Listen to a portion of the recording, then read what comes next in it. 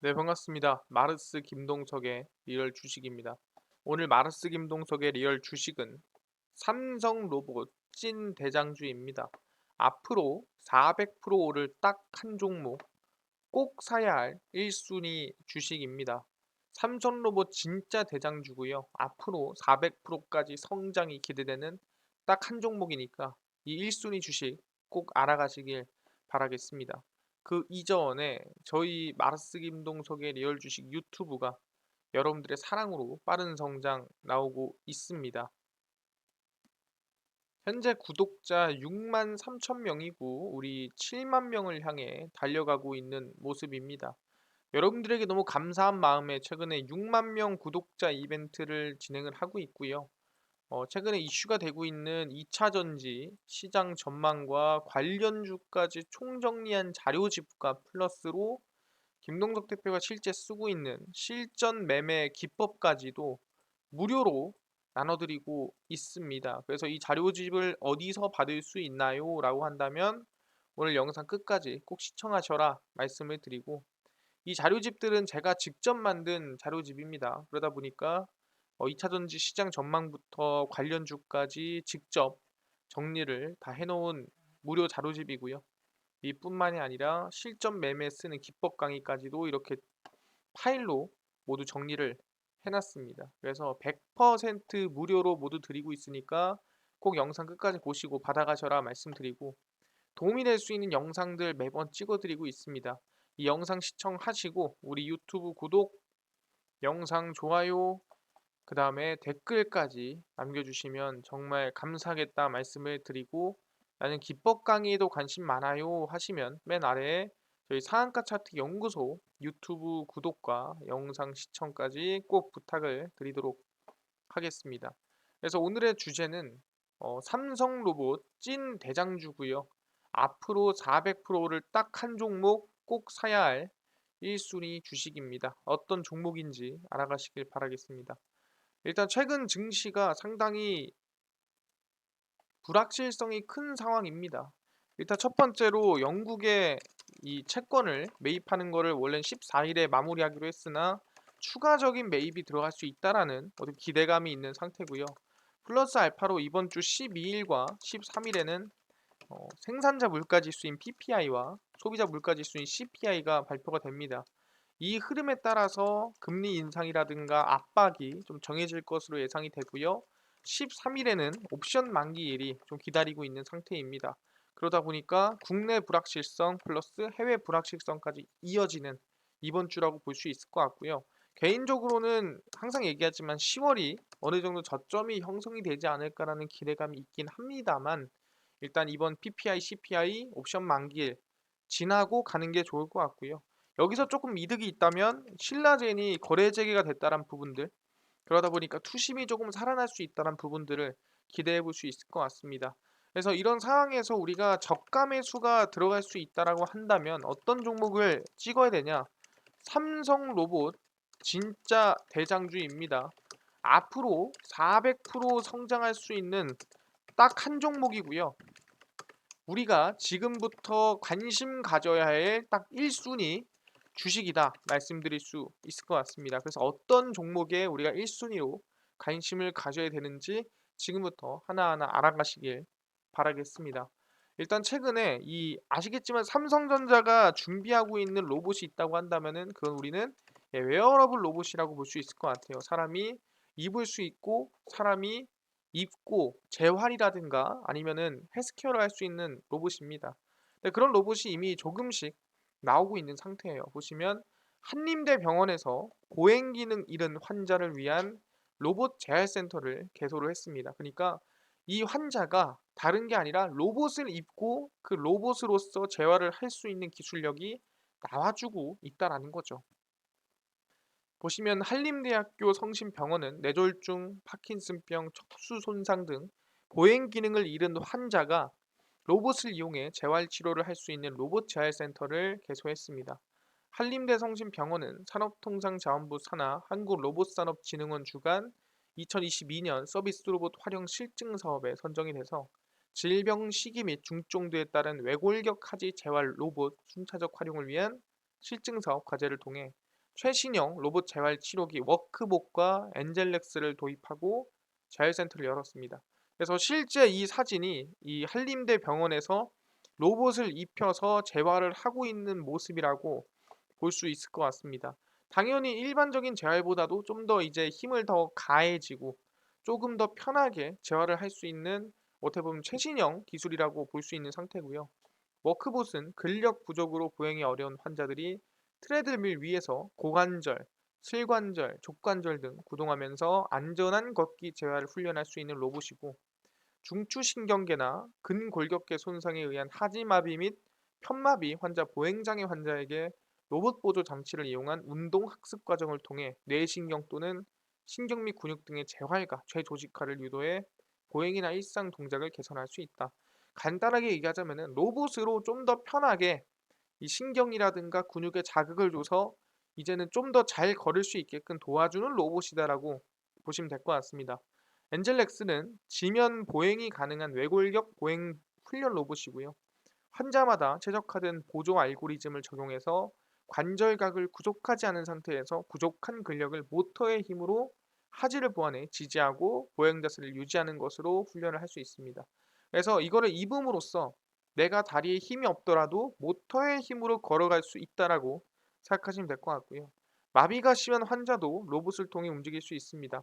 환자가 어느 정도 힘을 가하면 로봇이 환자의 움직임과 힘을 감지하고 추가적인 힘을 보조해 줌으로써 기립과 보행에 도움을 받을 수 있습니다.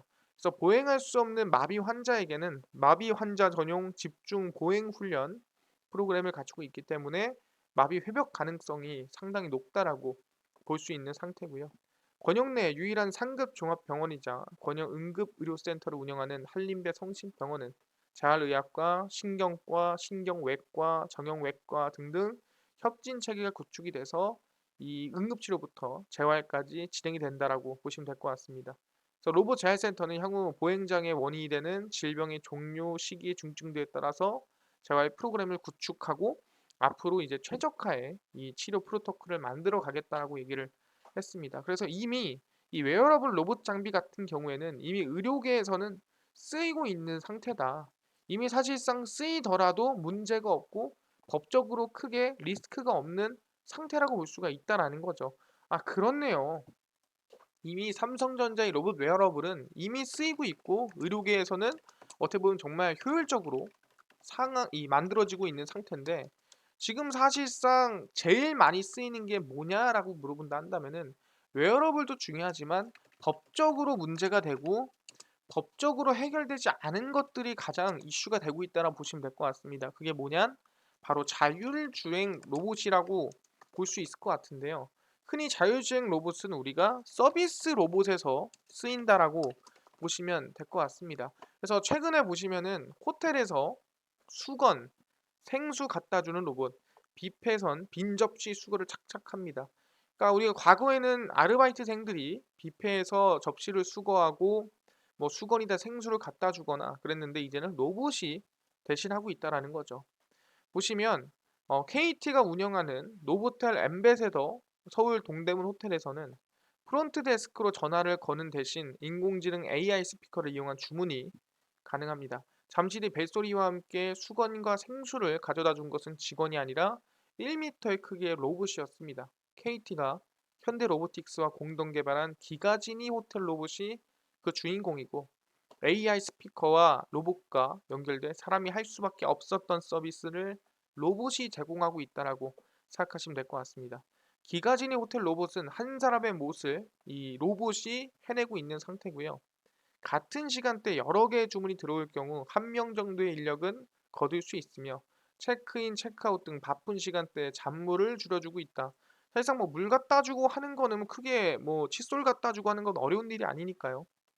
그래서 호텔의 마스코트로서 마케팅에 도움을 주기도 하고, 로봇과 마주친 승객들은 연신 놀랐다는 반응을 보이며 사진을 찍어대고도 있습니다. 그래서 어린아이와 호캉스를 즐기러 온 가족들은 로봇과 함께 가족 사진을 찍기도 했고, 크리스마스에는 산타 옷을 로봇에 입혀 무작위로 선물을 발송하는 행사를 열기도 했다고 있습니다. 그래서 투숙자의 재이용률이 높고 SNS에도 반응도 좋기 때문에 실용성과 호텔 투숙 경험에도 긍정적인 영향을 끼치고 있다라는 거죠. 그래서 글로벌 서비스 로봇 시장 규모를 보시면은 현재 약 4배에서 앞으로 5배, 10배 이상 성장하는 것이 바로 로봇 성장이다라고 보시면 될 것 같습니다. 그래서 로봇 시장이 지금 그중에서 서비스 로봇 시장이 현재 4배 성장했고요. 이 4배에서 앞으로 5배, 10배 이상 성장 가능성이 있다라고 보고 있는 겁니다.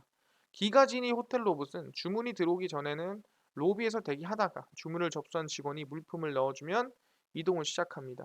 그래서 여기서 중요한 게 뭐냐? 투숙객을 피하는 자율주행 1차 과제라 볼 수 있을 것 같고요. 또 여기서 뭘 탑니까? 엘리베이터를 타죠. 엘리베이터를 타고 목적지로 이동하는 또한 어려운 일입니다. 그래서 무선으로 지시를 받는 로봇이 전파가 차단되는 엘리베이터 안에서 움직여야 되는 탓이라 볼 수 있을 것 같고, 그래서 엘리베이터 내에서 목표하는 층을 정확히 파악하는 것도 생각보다 쉽지 않은 일이라는 거죠. 그래서 호텔 로봇은 좁은 호텔 복도에서 승객을 피해 오가며 급작스럽게 길을 막아도 곧장 제동하는 안전운전을 자랑을 했고요. 기술력이 좋다는 소리죠. 엘리베이터를 타고 내려가 물품을 전달한 후에 다시 엘리베이터에 탑승해 20층 로비 대기석에 돌아가 자동 충전을 시작을 했습니다. 그래서 배송 중인 로봇을 고객이 만지다가 로봇이 비상정지하는 변수 등을 상정하고 수많은 테스트를 거쳐서 사고가 안 나게끔 할 수 있다라고 얘기를 했고요. 지금 보시면은 진짜 이제 사진을 찍고 있는 로봇을 좀 확인할 수가 있습니다. 신기해서 지금 고객이 사진을 찍고 있는 거죠.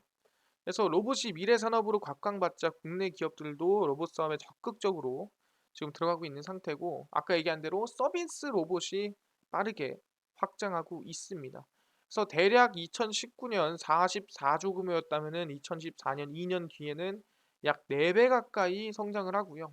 현재 5년 만에 4배였다면은 앞으로의 5년은 4배가 아니라 10배 이상도 가능하다라고 볼 수 있을 것 같습니다.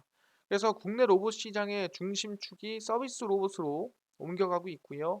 세계 로봇 시장의 서비스 로봇 비중이 43.5%였지만 2020년 국내 시장 서비스 로봇의 점유율은 23%에 그쳤습니다. 그래서 앞으로 더 빠른 성장이나 좀 이 기대감이 커지지 않을까 생각을 하고요. 실시간 경기 정보 공유가 필요한 경마장에서도 서비스 로봇 활용도가 높다라고 보고 있는 상태고요. 병원에서도 서비스 로봇을 적극적으로 도입을 하고 있습니다. 아, 그렇네요. 지금 보니까 이 호텔에서도 서비스 로봇을 갖다 쓰는데 방금 전에 얘기한 이 웨어러블을 사용하는 의료계에서도 서비스 로봇이 상당히 중요하다라고 얘기를 하고 있습니다. 근데 여기서 핵심 뭐다? 자율주행 로봇이고요. 플러스 알파로 정확성이 중요하다라고 얘기를 하고 있습니다. 정확하게 엘리베이터를 타든 목적지에 도달하는 정확성이 핵심이라는 거고, 서비스 로봇의 성장성 또한 방금 전에 5년 만에 4배였지만 앞으로 5배, 10배 그 이상 가능성이 충분히 있다라는 거죠. 아, 알겠습니다. 웨어러블도 중요하지만 서비스 로봇에 대한 성장성, 기대감이 커지는 거 알겠어요. 근데 이 서비스 로봇이 방금 얘기한 대로 뭐 호텔이나 경마장 아니면은 뭐 방금 얘기한 대로 의료계 제외하고는 안 쓰이고 있나요? 아니죠. 쓰이고 있죠. 어떻게 보면은 제일 중요한 데가 빠져 있습니다. 그게 뭐냐면은 바로 자율주행 배달 로봇입니다. 이게 사실상 법적으로 가장 갇혀 있는 부분이라고 볼 수 있겠죠. 시카고 로봇 음식 배달 시범 프로그램 성공 가능성에는 의견이 좀 분분하고 있는데, 보시면 시카고에서 음식을 배달하는 시범 프로그램을 진행하고 있습니다. 대한민국에서도 강남에서 이미 진행하고 있는데 미국에서 진행하고 있는 거죠. 보시면은 서울에서 음식 배달 전용 소형 로봇이 인도를 돌아다니면 어떤 현상이 나타날까? 음식 배달이 일상화된 서울의 경우 보도의 상당 공간을 로봇이 점거할 가능성이 상당히 높습니다. 도로를 질주하는 오토바이는 줄어들겠지만 보도에서 보행인과 충돌, 각종 사고가 빈발할 가능성이 높기 때문에 상당히 지금 걱정이 되는데, 미국의 대도시 시카고가 로봇을 활용한 음식 배달 서비스에 도전을 합니다. 최근 시의회가 시범 프로그램을 승인함에 따라 음식 배달 로봇들이 시카고의 인도를 주행할 수 있게 됐습니다. 그러니까 원래 로봇은 차량으로 치기 때문에 인도를 주행하면 안 됩니다. 근데 시범 프로그램으로 승인을 내준 거죠. 한번 해봐. 그래서 시정부가 추진하는 사업이고요. 자율 배달 로봇을 공급하는 회사 스타쉽과 제휴해서 진행을 하게 됩니다.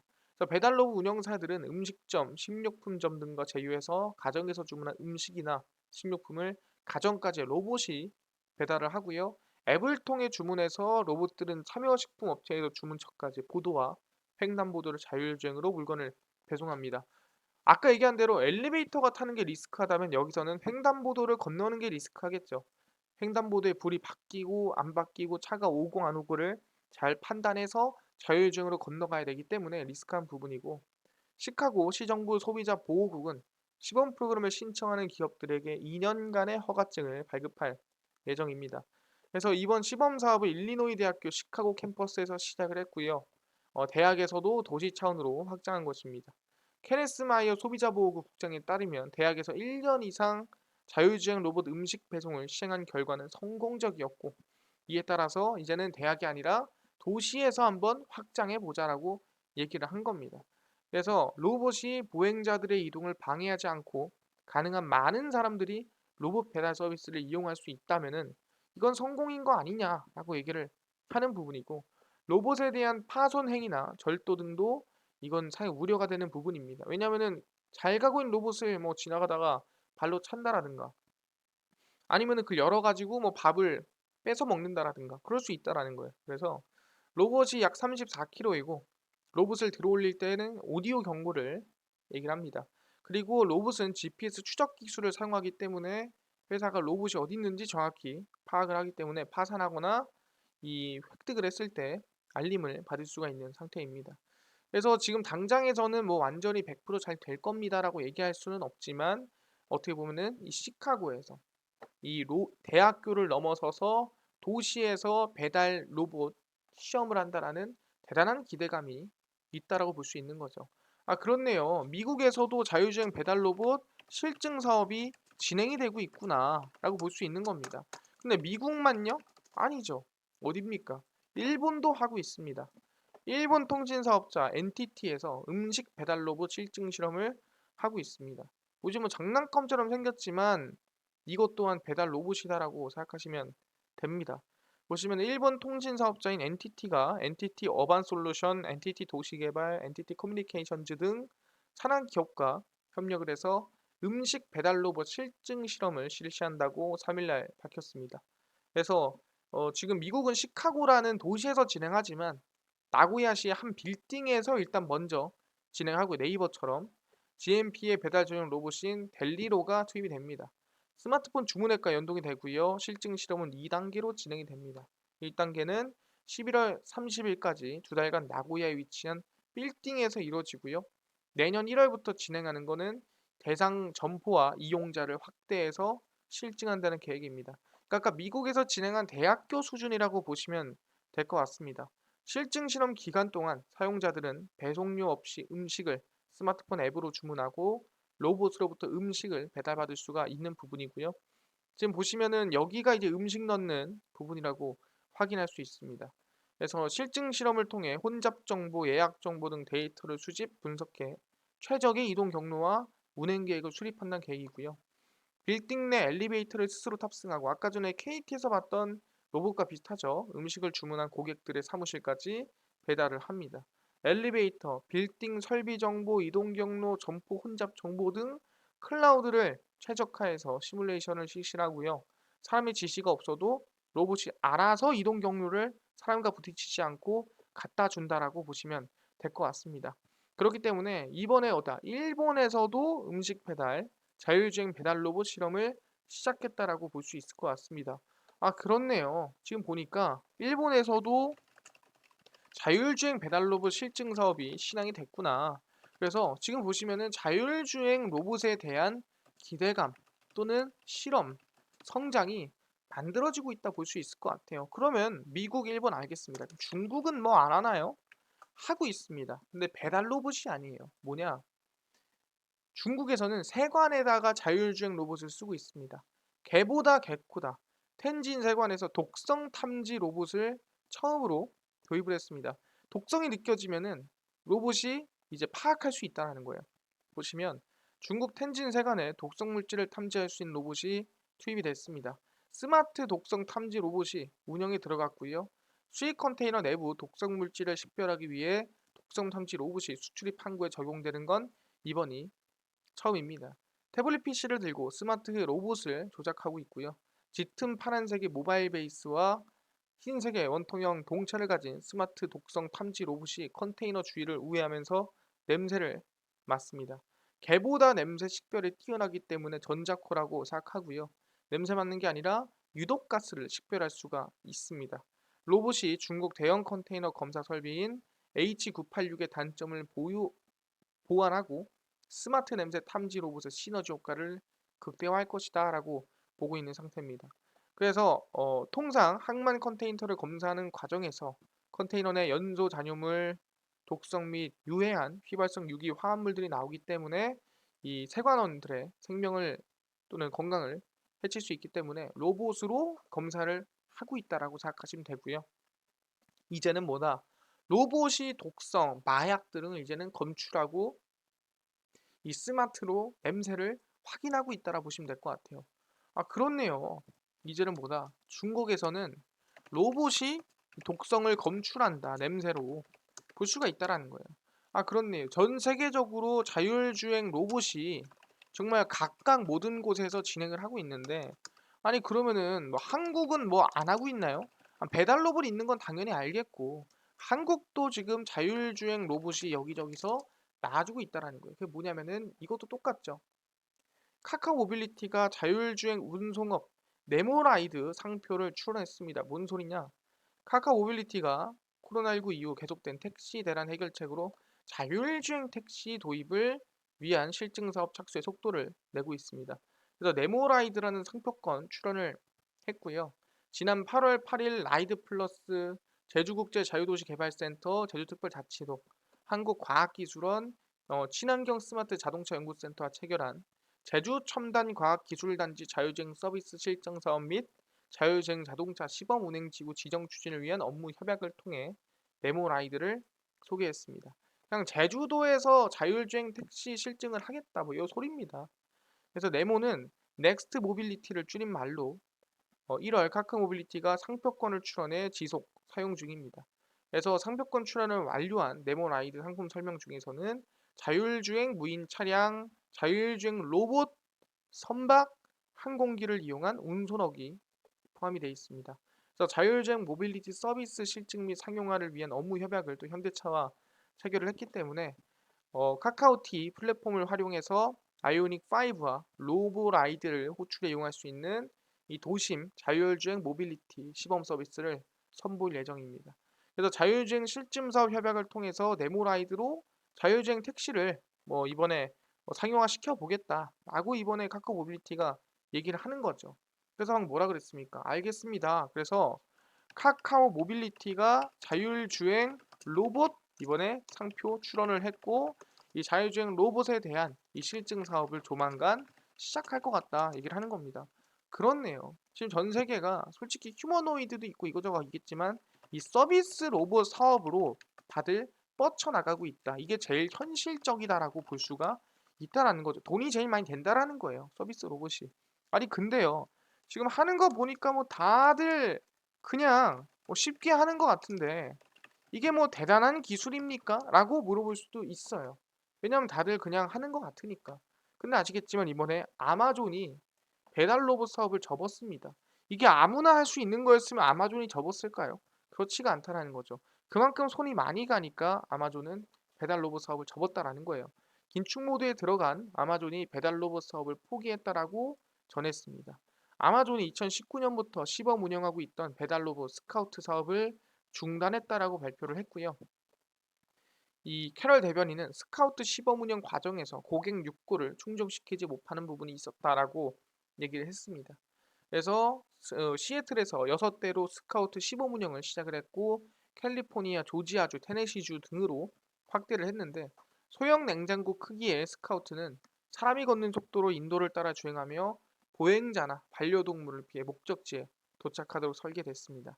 근데 바닥 높이가 일정하고 조명이 밝은 실내라도 달리 이 도심에서는 악천후나 뭐 경사, 방지턱 등등이 여러 가지가 좀 있었다라는 거죠. 그래서 상반기 순손실을 기록한 아마존은 최근 들어 물류 창고 수십 곳에 문을 닫거나 건설 계획이 백지하거나 여러 가지 긴축에 들어갔는데 방금 얘기한 대로 이 스카우트 이게 이제 배달 로봇이거든요. 이 사업을 이번에 접었다라고 보시면 될 것 같습니다.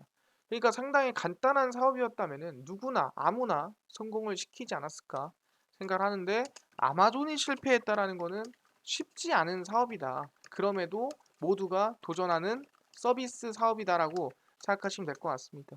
그래서 앞으로 최소 5배 이상은 성장 가능성이 있는 부분이고 국내에서도 자율주행 로봇에 대한 이 실증 그리고 이 규제를 해소하는 방향으로 가고 있는 상태입니다. 그렇다면 그 대장주가 뭘까에 대해서 알아본다 한다면 지금부터 말씀드리겠습니다. 자율주행 로봇 그리고 여기에 배달이 포함될 수 있습니다. 관련주, 대장주라 한다면 당연히 로보티즈다라고 생각하시면 될 것 같고요. 하나 더 얘기하자면은 에브리봇까지 설명을 드리겠습니다. 로보티즈 같은 경우에는 자율주행 배달 로봇 관련된 이슈가 있는 기업입니다. 보시면 로보티즈 실내 자율주행 로봇 관련법 개정 최대 수혜주다라고 적혀 있습니다. 그래서 보시면 KB증권은 로보티즈에 대해 서비스 로봇 성장의 수혜가 예상되며 2023년 관련법 개정 가능 여부에 주목해야 된다라고 놔주고 있죠. 액추에이터 제조사로 코스닥 시장에 상장돼 있습니다. 자율주행 로봇, 감속기 등이 있는 부분이고요. 자율주행 로봇이 매출의 약 11%입니다. 서비스 로봇 시장 성장에 따른 수혜가 전망이 되고 인구 감소, 고령화, 최저임금 상승에 따라 이 로봇에 대한 수요가 증가하고 있다라고 얘기가 나와주고 있습니다. 그래서 2023년 실내 자율주행 로봇 관련법 개정에 따라 실내 자율 로봇 시장 개화가 본격화될 것이다라고 하면서 아마 로보티즈가 좀 수혜를 입지 않을까라고 예상을 하고 있다라는 거죠. 그렇기 때문에 로보티즈가 어떻게 보면은 자율주행 로봇 가장 큰 수혜주다라고 볼 수 있는 부분이고요. 주가도 거의 박스권에 갇혀 있는 부분입니다. 다른 로봇들이 한 번씩 크게 올라갔었다 한다면 로보티즈는 한 번 상승 나오고 단 한 번도 추세가 나왔던 적이 없는 모습이기 때문에 흐름을 좀 긍정적으로 볼 수 있지 않나라고 생각을 하고 있는 부분이고요. 에브리봇 같은 경우에도 이제 이 최근에 무상증자를 하고 바닥을 찍고 있는 상태입니다. 그래서 대부분 무상증자를 하고 추세를 한 번 더 올려주거든요. 그래서 지금 구간 로봇주로서 또는 자율주행 로봇 관련주로서 관심을 가질 만한 구간이다라고 말씀을 드리겠습니다. 알겠습니다. 로봇 중에서도 뭐 삼성 로봇이 웨어러블을 중요하지만 이 웨어러블만큼이나 의료계에서 집중하고 있는 게 서비스 로봇이고 이 서비스 로봇의 성장성이 5배 이상 나아지고 있는 상태다라고 확인할 수 있을 것 같고요.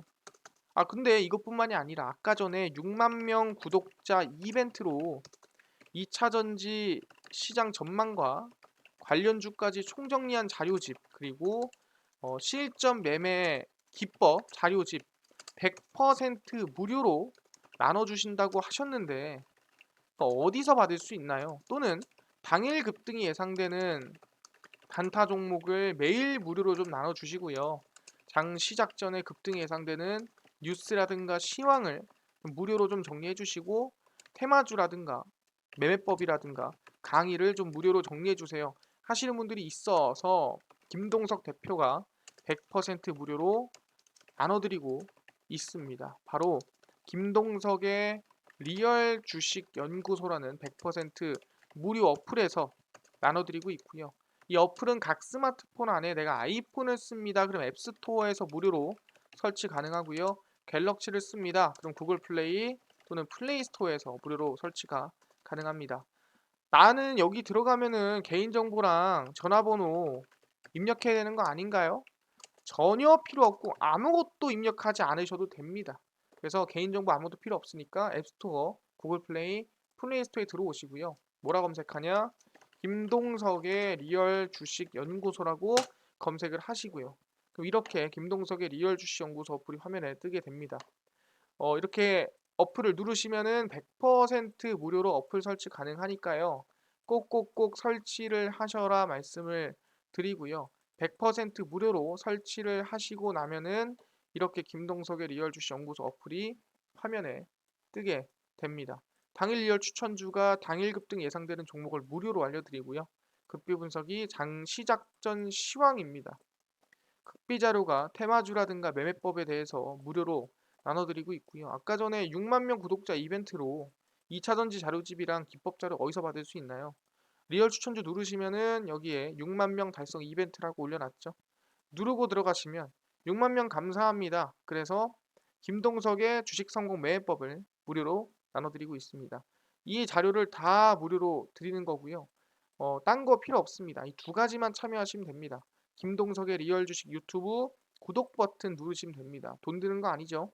그리고 아래 이 하트 버튼 아래 구독자 이벤트 게시글 하트 버튼 누르시면 됩니다. 이 어플에 들어와서 이 게시글에 하트 버튼이니까 그래서 구독하기 그리고 하트 버튼 돈 드는 거 아무것도 없거든요. 100% 무료니까 10월 23일 이후에 한 번에 나눠드릴 거니까 꼭 그 전에 참여하시길 바라겠습니다. 2차 전지 자료집은 추천주에 들어가시면 5만 명 달성 자료 공개가 있습니다. 이거 누르고 들어가시면은 이제 전기차 2차 전지 자료집 100% 무료로 받아갈 수 있으니까 꼭 받아가셔라 말씀을 드리고요. 그래서 매일매일 보시면은 10월 13일, 10일, 11일, 7일 추천주 올려드리고 있죠. 무료로 확인 가능하니까 추천주 꼭 확인하시고요. 이뿐만 아니라 급비 분석은 장 시작 전 시황입니다. 해외 증시부터 국내 이슈까지 무료로 정리를 해드리니까 이것만 봐도 다른 이슈를 볼 필요가 없습니다. 급비 분석은 급비 자료는 이제 당일 이슈가 있었던 종목들 또는 테마주들 정리를 다 해드립니다. 그러니까 전기자전거 이슈가 있었다. 그러니까 왜 올라갔는가 그리고 어떤 종목이 있는가 정리 다 해드리죠. 그래서 이것만 봐도 아 최근에 이런 이슈가 있었고 이런 종목이 있었구나 무료로 다 보실 수가 있습니다. 그래서 김동석의 리얼 주식 연구소고요. 100% 무료 어플입니다. 종목 시황 테마주 강의 다 무료로 얻어 가시고요. 이뿐만 아니라 우리 김동석의 리얼 주식 유튜브 여러분들의 사랑으로 커가고 있습니다. 우리 구독자 7만 명을 향해 달려가고 있으니까요. 유튜브 구독, 영상 좋아요, 그 다음에 댓글까지 남겨주시면 너무나도 감사하겠다 말씀을 드리면서 오늘 영상 여기서 마치도록 하겠습니다. 감사합니다.